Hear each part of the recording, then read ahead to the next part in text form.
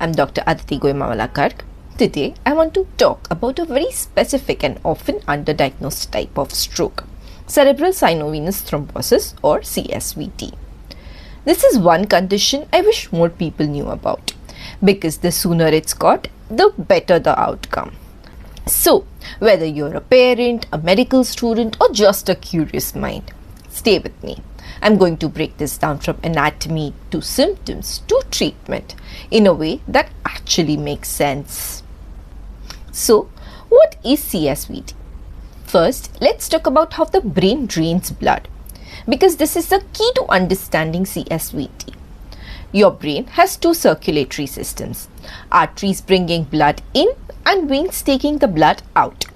The venous drainage happens through a network of channels called the cerebral sinovenous system. Think of it like a river system inside the skull. You have cortical veins and the superior sagittal sinus. These forms the superficial system draining the outer surface of the brain, and the internal cerebral veins and the straight sinus, the deep system draining the inner structures. These two streams meet at the junction called the tocula, and from there blood exits through the transverse sinuses, the sigmoid sinuses, and finally the jugular vein down the neck. Now, CSVT happens when a blood clot forms and blocks one or more of these venous channels. When that drainage is obstructed, pressure builds up inside the brain in roughly 50% of cases. This leads to venous infarction or hemorrhages, what we call a venous stroke. So who gets CSVT? Here's something that surprises most people. CSVT is actually more common in children than in adults. And among children, the highest risk is in neonates, newborns. Why newborns? There are a few reasons. In neonates, the cranial sutures are not yet fused. This means during labor, delivery, or even prolonged lying in the supine position, there can be mechanical compression of the venous sinuses, particularly the posterior sagittal sinus by the occipital bone. This physical distortion can trigger clot formation. So, this isn't just a disease of older children or teenagers. A baby a few days old can have a venous stroke. So, how does it present? Now, this is the tricky part. CSVT does not present like an arterial stroke. It's not the sudden onset one-sided weakness you see on TV. It's gradual, variable, and non-specific. In neonates, look for encephalopathy, that is altered level of consciousness, poor feeding, abnormal tone, and seizures.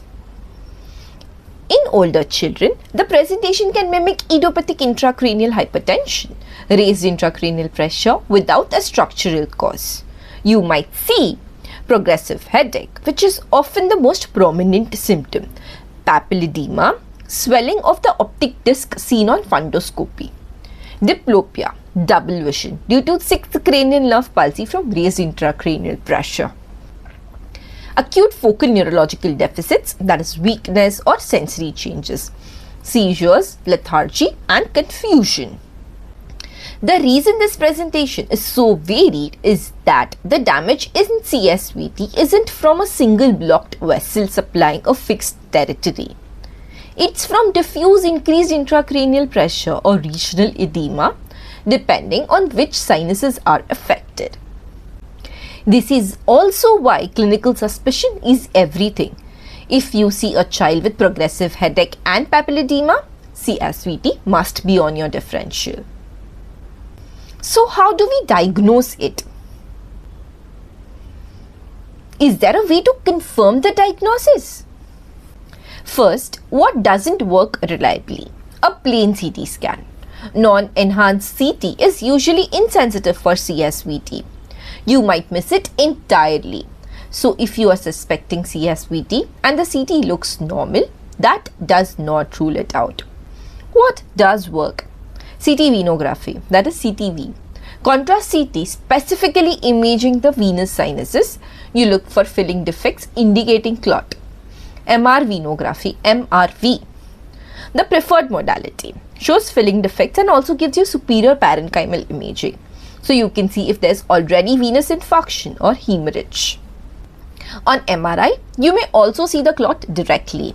It has characteristic signal changes on different sequences depending on the age of the thrombus. The bottom line, always specifically request venous imaging. The radiologist won't give you an MRV automatically unless you ask for it. So what causes CSVT? Let's talk about risk factors, and this is where it gets really important because CSVT is almost never idiopathic. There's almost always an underlying cause or trigger. This is the most comprehensive summary of risk factors. Let me walk you through the major categories. Prothrombotic states. The inherited ones are factor V lead-in, prothrombotic gene mutation G2O210A, protein C or S deficiency, antithrombin 3 deficiency, and the acquired causes antiphospholipid antibodies APLA. Prothrombotic medications like the L-asparaginase used in leukemia treatment and OC pills. Common childhood illnesses like otitis media, mastoiditis. These can cause septic thrombophlebitis. Infection spreads directly into adjacent venous sinuses. Iron deficiency anemia, which causes altered blood viscosity. Dehydration, a very common and preventable trigger. Meningitis. Systemic diseases like leukemia, inflammatory bowel disease, nephrotic syndrome. Head and neck disorders like skull fractures adjacent to venous sinuses, post-neurosurgical injury, jugular venous obstruction. An important practical point. In any child with CSVT, a full thrombophilia workup should be performed and an underlying systemic cause should be actively sought. Now let's get to the treatment. Now treatment, I want to spend a little time here because this is nuanced. Anticoagulation is the cornerstone of treatment. The recommendation, based on substantial indirect evidence and expert consensus, is to anticoagulate with unfractionated heparin or low molecular weight heparin in most children with CSVT.